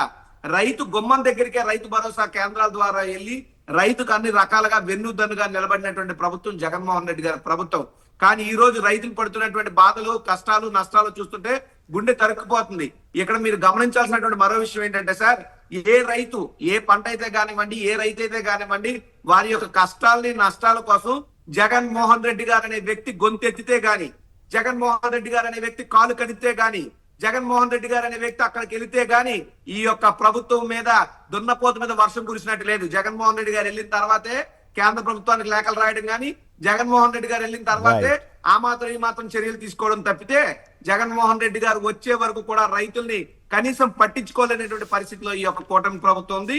రైతులు ఉసురు తగిలి ఈ కూటమి ప్రభుత్వం భవిష్యత్తు పరిణామాలను ఖచ్చితంగా చాలా ఘోరంగా ఎదుర్కోక తప్పదు. ఎందుకంటే రైతు గురించి ఓ సామెత ఉంటది, ఎత్తేర్చిన యవసము రైతేర్చిన రాజ్యము ఉండదు బాగుండదనే సామెత ఒకటి ఉందని, ఆ సామెత దెబ్బకి ఈ చంద్రబాబు నాయుడు ప్రభుత్వం భవిష్యత్తులో రద్దయిపోతున్నదని చెప్పి ఈ సందర్భంగా నేను చెప్తున్నాను సార్. రైట్. ఆగిన ఆరోగ్యశ్రీ ఏడాదిన్నరగా 2,500 కోట్లకు పైగా బకాయిలు. దీని మీద ఎట్లా గవర్నమెంట్ ఇప్పుడు ప్రభుత్వం చెల్లించకపోవడంతో నెట్వర్క్ ఆసుపత్రులు సమ్మెబాట పట్టాయట. గోపి గారు, ఓ పక్క ఆరోగ్యశ్రీని బీమా కంపెనీలకు పరం చేయటం, రెండో పక్క వీళ్ళకి నెట్వర్క్ వాళ్ళకి ఇవ్వకపోవటం, ఏమిటి పరిణామక్రమం ఎటుపోతోంది? సార్, 2019 ఎన్నికలకు ముందు చంద్రబాబు నాయుడు గారును ఏబిఎన్ రాధాకృష్ణ 2 విషయాలు మాట్లాడుకున్నారండి ఆరోగ్యశ్రీ గురించి. అందులో ప్రధానమైనది ఆరోగ్యశ్రీ పేరు మార్చేసి ఎన్టీ రామారావు పేరు తీసేసి దాన్ని టోటల్గా రీవ్యాంప్ చేస్తాను, దాన్ని కొంచెం ఆధునికరిస్తాను అని చెప్పి చంద్రబాబు నాయుడు గారు అప్పట్లో చెప్పారు. అది చక్కగా బయటకు వచ్చింది, వైరల్ అయింది. ఇప్పుడు దానిలో భాగంగానే ఈ ప్రైవేటు ఇన్సూరెన్స్ కంపెనీలకి ఆరోగ్యశ్రీని అప్పగించడం అనేది ప్రయత్నం జరుగుతుంది. ఇన్సూరెన్స్ కంపెనీలు ఆరోగ్యశ్రీని తీసేసుకుంటాయి. ఇప్పుడు ఆసుపత్రులతో ప్రభుత్వం చెల్లింపులు అనేవి తగ్గిపోతాయి. ఇది ఆయన టోటల్ గా తగ్గవటండి ప్లాన్ లో భాగం. కాదు ఇన్సూరెన్స్ కంపెనీలకు ఇచ్చిన తర్వాత ప్రభుత్వానికి ఎక్కువ ఖర్చు అవుద్దట, as per that experts opinion. ఇప్పుడు ఉదాహరణకి ఇప్పుడు 2,500 కోట్లు ఖర్చు అవుతుంది అనుకోండి, అప్పుడు 3,500 కోట్లు ఖర్చు అవుద్దట. ఖర్చు అవుతుందండి. అంటే వీళ్ళు ఇన్సూరెన్స్ క్లెయిమ్ చేయాలి ప్రతి పేషెంట్. ఇప్పుడు ఏంటంటే హాస్పిటల్కి వెళ్ళిపోయి అడ్మిట్ అవుతారు. డాక్టర్లు, స్టాఫ్ వాళ్ళు రికార్డు డెవలప్ చేసి రికార్డుని ఆరోగ్యశ్రీకి ట్రస్ట్ కి పంపిస్తారు. ఆరోగ్యశ్రీ ట్రస్ట్ దాన్ని క్లియర్ చేస్తే డబ్బులు వస్తాయి, వైద్యం జరుగుతుంది. ఇప్పుడు ఏంటంటే వీళ్ళు పేషెంట్లు నేరుగా ఇన్సూరెన్స్ కంపెనీకి ఇన్సూరెన్స్ కంపెనీకి అప్లై చేసుకోవాలి. ఇన్సూరెన్స్ కంపెనీ వాళ్ళు సర్వే చేసుకోవాలి, ఆ తర్వాత వాళ్ళు శాంక్షన్ చేయాలి. అప్పుడు హాస్పిటల్కి గ్రీన్ సిగ్నల్ ఇవ్వాలి, అప్పుడు ఆసుపత్రిలో వైద్యం జరుగుతుంది. ఇంత పెద్ద ప్రాసెస్ నడుస్తుంది. సో ఎందుకు ఇస్తున్నాడు చంద్రబాబు నాయుడు అంటే ఇన్సూరెన్స్ కంపెనీల దగ్గర నుంచి భారీ మొత్తాల్లో చేతులు మారాయి అనేది ఇప్పుడు నడుస్తున్న చర్చ. అందువల్లనే నేరుగా ఆసుపత్రులు కాకుండా ఇన్సూరెన్స్ కంపెనీలకు ఇస్తున్నారు. అందులో భాగంగానే ఇప్పుడు 2,500 కోట్ల బకాయి పెట్టారంటారా? అంతేనండి. అది ఆరోగ్యశ్రీని నిర్వీర్యం చేసే ప్రయత్నాలు అయితే చాలా వరకు జరుగుతున్నాయి. ప్రజలు ఆరోగ్యశ్రీ ఉందనే భరోసా లేకుండా వాళ్ళు గతంలో లాగే భయపడుతూ బతకాల్సిన పరిస్థితి వస్తుంది. అదే దీని వెనుక ఉన్నటువంటి కథ. రైట్. రాజీవ్ మీరు మాట్లాడండి సార్. చంద్రబాబు నాయుడు గారు తన హయాంలో ఆరోగ్య శాఖను అమ్మేశాడు, ప్రైవేటు పరం చేశాడు. అందులో భాగంగానే ఈరోజు చూస్తే పేద ప్రజలు ఆయన హెలికాప్టర్లో తిరగడానికి ఒక అధునాతనమైనటువంటి హెలికాప్టర్లు తెచ్చుకుంటారు. ఆయన కొడుకు హెలికాప్టర్ ఇస్తారు, ఆయన పార్ట్నర్కి మరో దత్తపుత్రుకి మరో హెలికాప్టర్ ఇస్తారు. వాళ్ళు చేస్తున్నటువంటి దిక్కుమాల ఖర్చులు యోగాంధ్ర లాంటి ఒక కార్యక్రమం పేరు చెప్పి కనీసం అందులో మరి ఘోరం ఏంటంటే సార్, నేనే వ్యక్తిగతంగా ఎక్స్పీరియన్స్ మా నాన్నగారు చాలా అనారోగ్య సమస్యలతో కనీసం ఇంట్లోంచి కాల్ కూడా బయటకు పెట్టలేరు మా నాన్నగారు. అటువంటిది మా నాన్నగారి పరిస్థితి. అలాంటిది మా నాన్నగారు యోగాంధ్రాకి వెళ్ళి యోగాంధ్రలో బాగా ఆసనాలు వేశారని చెప్పి మా నాన్నగారు మొబైల్ కి గవర్నమెంట్ ఆఫ్ ఆంధ్రప్రదేశ్ నుండి సర్టిఫికేట్ కూడా పంపించారు. అంటే యోగాంధ్ర పేరు చెప్పి ఏ స్థాయిలో స్కామ్ జరిగిందో, వీళ్ళు రికార్డుల కోసం రాలేనటువంటి వాళ్ళందరినీ కూడా, చచ్చిపోయిన వాళ్ళంటే అందరినీ కూడా, వయోవృద్ధులను కూడా అందరూ కూడా పార్టిసిపేట్ చేసినట్టు చూపించారు. దేనికి? అది 350 కోట్ల రూపాయల స్కామ్. అంటే ఇలా స్కాములు చేసుకోవడానికి ఎక్కడ వెనకడిగేరు కానీ పేదవాడి ఆరోగ్య పరిరక్షణ కోసం, పేదవాడు వైద్యం చేయించుకున్న తర్వాత ఆ బిల్లుల్ని చెల్లించాల్సినటువంటి ప్రభుత్వం ఈ రోజు వచ్చి సుమారు 16 నెలలు అవుతున్నప్పటికీ కూడా 2,500 కోట్ల రూపాయలు నెట్వర్క్ ఆసుపత్రులకు ఇవ్వలేనటువంటి పరిస్థితులు ఉంటే వాళ్ళందరూ సమ్మెకి దిగుతుంటే రేపు అక్కడ ఏవైనా ఆ వైద్యం అందక ఏదన్నా పేదవాడి గుండె ఆగిపోతే దాన్ని తిరిగి తెచ్చివ్వగలవా చంద్రబాబు నాయుడు అని అడుగుతున్నాను నేను డిబేట్ వేదికగా. తెలుగుదేశం పార్టీ వారిని అడుగుతున్నా, ఎంత ఖర్చు పెడితే పోయినటువంటి ఒక ప్రాణాన్ని మీరు వెనక్కి తీసుకురాగలరు? ఆ సమ్మె మీద ఇమ్మీడియట్ గా రెస్పాండ్ అయ్యి ఆ 2,500 కోట్ల రూపాయల సొమ్ము బకాయిని వెనక్కి వారికి చెల్లించి మళ్ళీ ఆరోగ్య పరిరక్షణ విధులు ఏదైతే ఉన్నాయో నెట్వర్క్ ఆసుపత్రిలో యథాతథంగా కొనసాగించే విధంగా చూడాల్సినటువంటి కనీస బాధ్యత ఈ ప్రభుత్వం మీద ఉన్నదని నేను అడుగుతున్నా. ఎందుకంటే మీరు అవినీతి చేసుకోండి, ఇంకోటి చేసుకోండి, కానీ పేదవాడి ప్రాణాలు తీసేటటువంటి హక్కు ఈ రాష్ట్ర ప్రభుత్వానికి లేదు. ఆ రకమైనటువంటి చర్యలు మానుకోవాలని చెప్తున్నా. ఇక ఆరోగ్యశ్రీని ప్రైవేట్ పరం చేయటం ప్రతి దాంట్లో కూడా ఆరోగ్యశ్రీని ప్రైవేట్ పరం చేస్తారు, విద్యను ప్రైవేట్ పరం చేస్తారు, మెడికల్ కాలేజీలు ప్రైవేట్ పరం చేస్తారు. చంద్రబాబు నాయుడు గారు అనే వ్యక్తి ఈ రాష్ట్రాన్ని ప్రైవేట్ వాళ్ళకి ప్రైవేట్ పరం అన్నారు కాబట్టి ప్రైవేట్ ఇష్యూ చెప్పారు కాబట్టి దీని మీద కూడా చెప్పేసేయండి. విశాఖ ఉక్కును కూడా ప్రైవేట్ పరం చేస్తున్నారనేది ప్రధానమైన విమర్శ. మరో భారీ ప్రాజెక్టు రాష్ట్రం నుంచి అవుట్ అంట. నాల్కో మిథాని యూనిట్ వ్యవహారం అప్పుడు వైసీపీ హయాంలో వస్తే ఇప్పుడు దాన్ని మేము చేయలేమని అంటున్నారంట, వెళ్ళిపోతామంటున్నారంట. సో దాని మీద కూడా కామెంట్ చేయండి సార్. విశాఖపట్నం స్టీల్ ప్లాంట్ గురించి 3 మొక్కలు సార్. విశాఖపట్నం స్టీల్ ప్లాంట్ ఏం నష్టాల్లో లేదు. విశాఖపట్నం స్టీల్ ప్లాంట్ కి గన్లు కేటాయిస్తే సరిపోద్ది. విశాఖపట్నం స్టీల్ ప్లాంట్ ఉన్నటువంటి అప్పుని ఈక్విటీగా మారిస్తే సరిపోతుంది. విశాఖపట్నం స్టీల్ ప్లాంట్ బ్రహ్మాండంగా నడుస్తుంది. నడిచేటటువంటి విశాఖపట్నం స్టీల్ ప్లాంట్ కి కనీసం గనులు కేటాయించలేని చేతగాని దద్దమ్మ ప్రభుత్వం ఈ రాష్ట్రంలో వేల కోట్లు లక్షల కోట్ల పెట్టుబడులతో కంపెనీలు తెచ్చేస్తుందంటే మనం నమ్ముదామా నేను అడుగుతున్నా.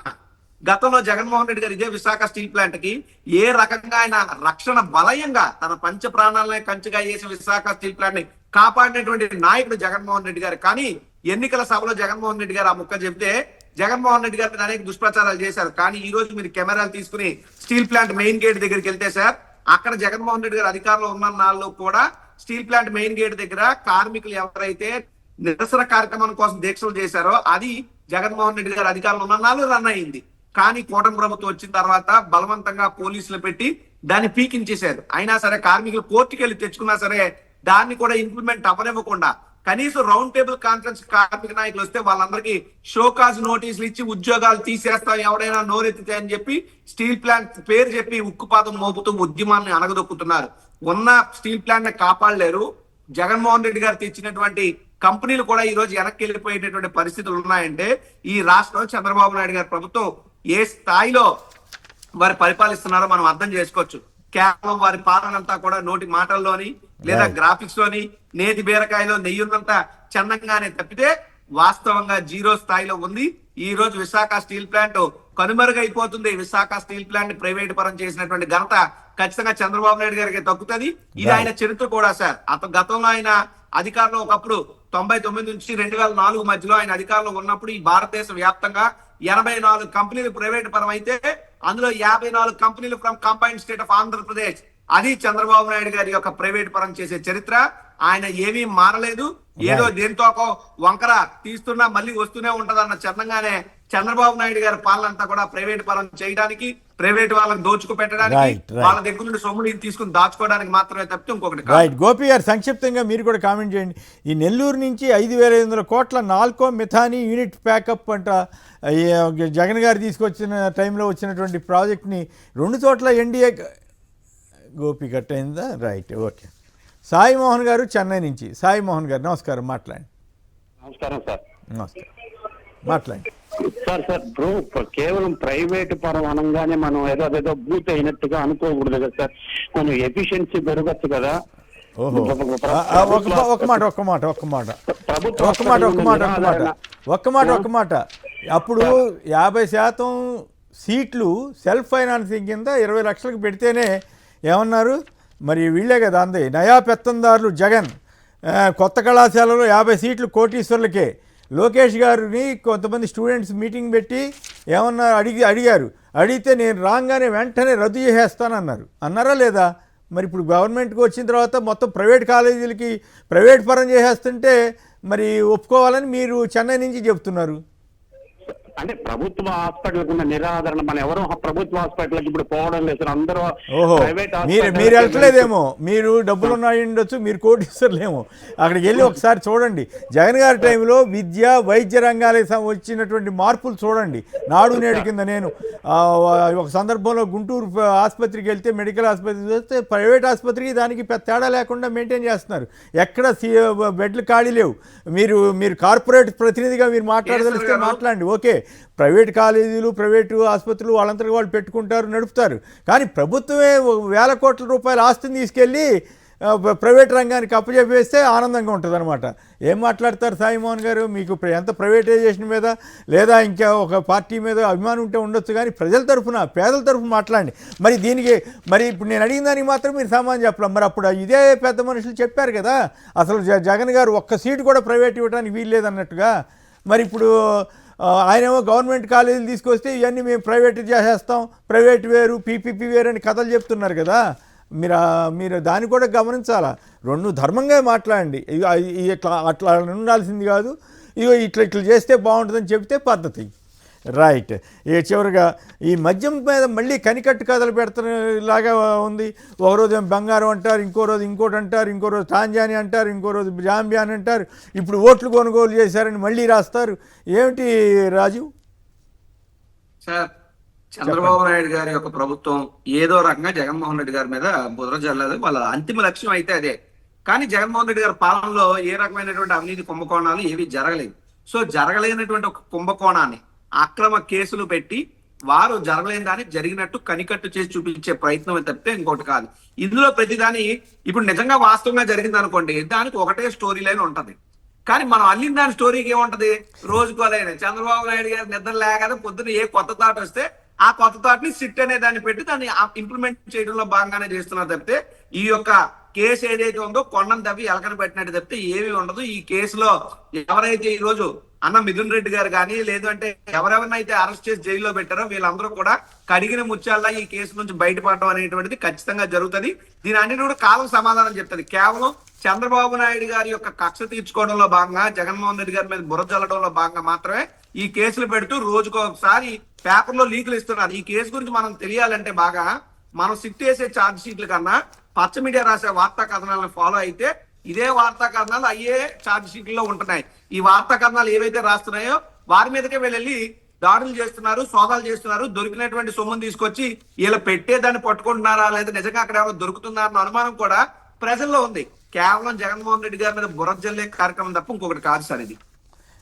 అంటే ఇక్కడ పాయింట్ ఏంటంటే ఓట్ల కొనుగోలుకి ఇచ్చారన్నప్పుడు అసలు ఆధారం, ఇప్పుడు మొన్న జడా శ్రావణ్ గారు వాళ్ళు ఎవరో ఒక హైకోర్టులో పిల్లి వేశారంట. ఆ డబ్బులు ఇచ్చి ఉంటే మరి మొత్తం వీళ్ళందరూ కూడా బాధ్యులు అవుతారు కదా అని నిజంగా తీసుకుంటే. ఇప్పుడు అదే సార్, ఇప్పుడు డబ్బులు ఇచ్చారా ఇవ్వలేదా అంటే ఎలా ఉంటదంటే దెయ్యాల వేదాల వల్ల ఇచ్చినట్టు ఉంది. డబ్బులు కొనుగోలు చేయటం, ఎమ్మెల్యేలను కొనడం, వెన్నుపోట్లు పడడం, లేదంటే ఎమ్మెల్యేలతో ఎమ్మెల్సీ ఓట్లకు కూడా 55 లక్షలు పంపించి బ్రీఫ్డ్ మీ కాన్సెప్ట్ లో డాక్టరేట్లు పొందినటువంటి వ్యక్తులుగా మాట్లాడే చంద్రబాబు నాయుడు గారు ఈ రోజు వచ్చి ఓట్ల కొనుగోలు గురించి మాట్లాడడం అంటే ఆ దెయ్యాల వేదాల వల్ల ఇచ్చినట్టు తప్ప ఇంకోటి కాదు. రెండవది, ఇందాక ఎవరో కాలం ఫోన్ చేశారు సార్, సాయి మోహన్ ఏదో పేరు, అని అంటున్నాడు కదా ఎవరు ప్రభుత్వ ఆసుపత్రికి వెళ్లే పరిస్థితి లేదు, బాగోలేదని. దమ్ముంటే, సత్తా ఉంటే, ఉంటే ఓపెన్ ఛాలెంజ్ రండి మా విశాఖ కేజీహెచ్కి వస్తే ఎన్ని వేల మంది పేద రోగులు ప్రతిరోజు ప్రభుత్వ ఆసుపత్రికి వస్తున్నారో నేను చూపిస్తాను లైవ్ పెట్టి. అంతే తప్ప అక్కడెక్కడో చెన్నైలో ఉండి కారు కూతలు పోయటం, సమాజం మీద ఈ రకమైనటువంటి పదాలు వాడొద్దులే దయచేసి. మనం ఎలాగ అనుకుని కూర్చుందాం సార్, వాళ్ళు వాడాల్సిన పదాలన్నీ వాళ్ళు వాడుతూ ఉంటారు. కరెక్టే. కానీ ఆయనకు అర్థం కాని విషయం ఏంటంటే అనేక ప్రైవేటు ఆసుపత్రుల్లో జరగని సేవలు కూడా ప్రభుత్వ ఆసుపత్రుల్లోనే ఉంటాయి. ప్రభుత్వ ఆసుపత్రి ఎక్కడైనా సరిగా పనిచేయని చోట ఎక్కువ ప్రైవేట్ డిమాండ్ ఉంటుంది. సో అదంతా ఒక పెద్ద కాంపిటీషన్ వ్యవహారం అనుకోండి. బట్ గుంటూరు, విజయవాడ కాదు, అటన్నింటినీ మోడర్నైజ్ చేశారు జగన్ గారి టైంలో. నాడు నేడు కింద విద్య, వైద్యం ఈ రెండు కూడా చేశారన్న సంగతి మర్చిపోకూడదు కదా. 100% అదే సార్. నేను ఫస్ట్ టైం నేను దీనిలో డిబేట్ లో మాట్లాడుతున్నప్పుడే క్లియర్ గా ప్రైవేట్ హాస్పిటల్స్, ప్రైవేట్ మెడికల్ కాలేజీలు ఏమున్నాయి, గవర్నమెంట్ ఏమున్నాయి, వాటి సేవలు ఎలా ఉన్నాయి, ఎంతమంది ఎక్కడికి వెళ్తున్నారు ఏంటని నేను చాలా క్లియర్ గా కూడా చెప్పడం జరిగింది. లోపాలు ఎక్కడైనా ఉంటాయి, అక్కడ ఉంటాయి. ప్రైవేట్ ఆసుపత్రులు అన్ని బ్రహ్మాండంగా జరుగుతున్నాయి. ఎన్ని లోపాలతో జరగట్లేదు, ఎన్ని చోట్ల గొడవలు అవట్లే. నిన్నగాక మొన్న కూడా ఒక ఆసుపత్రి దగ్గర ఏదో గొడవ అయింది. ఇట్లాంటివన్నీ జరుగుతాయి. అంత మాత్రం లేదు ప్రభుత్వం అసలు అక్కర్లేదన్నట్టుగా. మరి పోనీ అక్కర్లేదన్నప్పుడు ఎస్ లోకేష్ గారి స్పీచ్ ఏమిటి ఆ రోజున, లేదు ఈనాడు వాళ్ళు ఏమి రాశారు, ఇప్పుడు ఎందుకు ప్లేట్ ఫిరాయించారు అనేది కూడా జనం ఆలోచించాలి కదా. రైట్. దారా గోపి గారు, కొండ రాజు గారు పలువురు మాట్లాడారు. అందరికి కూడా ధన్యవాదాలు. ఇది నేటి చర్చా కార్యక్రమం. నమస్కారం.